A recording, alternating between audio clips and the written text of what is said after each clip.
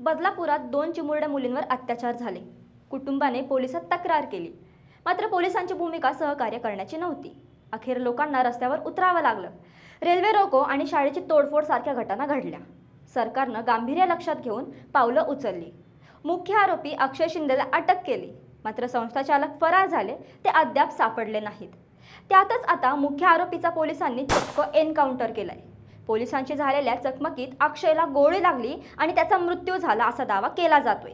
मात्र बदलापूर प्रकरणातील आरोपी अक्षय शिंदेच्या सोबत शेवटच्या 10 मिनिटात काय घडलं, जाणून घेऊया या व्हिडिओच्या माध्यमातून. नमस्कार, मी मृदुला आणि तुम्ही पाहताय थोडक्यात.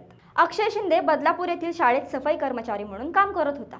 या शाळेतील 2 अल्पवयीन मुलींवर लैंगिक अत्याचार केल्याचा आरोप अक्षयवर करण्यात आला होता. त्याला अटक केल्यानंतर या प्रकरणाची SIT चौकशी सुरू झाली होती. त्यामुळे अक्षय शिंदेला तळोजा कारागृहात ठेवण्यात आलं होतं. 2 दिवसांपूर्वीच त्याने आपल्या गुन्ह्याची कबुली दिल्याची माहिती समोर आली होती. मुलींवर अत्याचार प्रकरणात अटक झाल्यानंतर अक्षयच्या दोन्हीही पत्नींनी त्याच्यावर अनैसर्गिक अत्याचाराचे आरोप केले होते. त्यातील दुसऱ्या पत्नीने पोलिसात तक्रार केली होती. या प्रकरणाचा तपास करण्यासाठी पोलिसांना अक्षय शिंदेची कस्टडी हवी होती. यासाठी ठाणे क्राईम ब्रांचची एक टीम ट्रान्सफर वॉरंटसह तळोजा कारागृहात आली होती. संध्याकाळी 5:30 वाजता आरोपी अक्षय शिंदेला ठाणे क्राईम ब्रांचच्या 4 जणांच्या टीमनं ताब्यात घेतलं. पोलीस निरीक्षक संजय शिंदे, पोलीस उपनिरीक्षक निलेश मोरे आणि 2 कॉन्स्टेबल अक्षय शिंदेला तळोजा कारागृहातून घेऊन निघाले.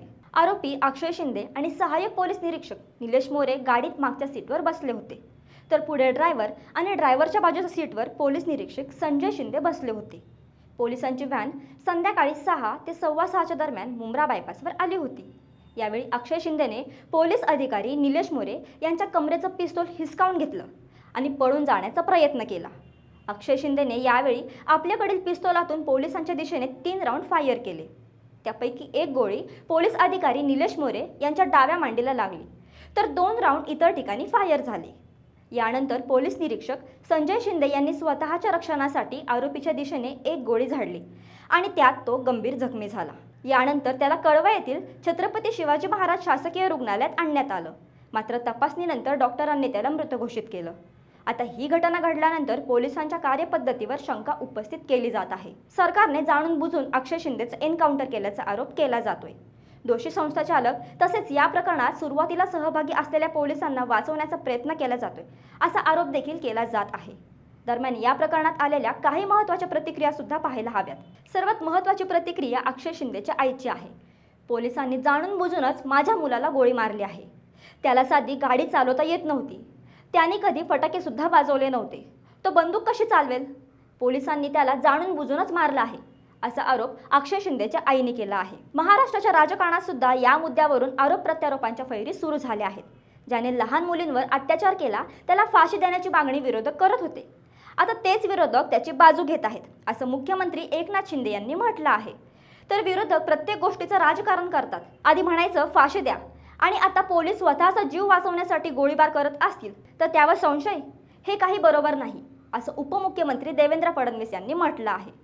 बदलापूर प्रकरणात आरोपी असलेले शाळेचे विश्वस्त अद्याप फरार आहेत. या फरार आरोपींना वाचवण्यासाठी पोलिसांनी अक्षय शिंदेचं एन्काउंटर केलं नाही ना, असा सवाल काँग्रेस प्रदेशाध्यक्ष नाना पटोले यांनी उपस्थित केला आहे.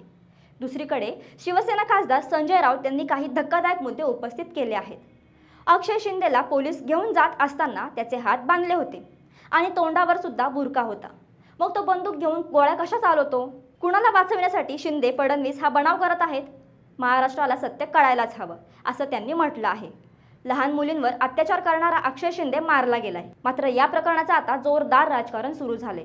तुम्हाला काय वाटतं? पोलिसांनी केले ते चूक की बरोबर? आणि या प्रकरणात फायदा घ्यायचा प्रयत्न नक्की कोण करतंय, सरकार की विरोधक? तुमची मतं महत्त्वाची आहेत, त्यामुळे ती आम्हाला कमेंटमध्ये नक्की सांगा. महत्त्वाच्या बातम्या कमीत कमी शब्दात वाचायच्या असतील तर आपली वेबसाईट www.thodkyat.com ला भेट द्यायला विसरू नका.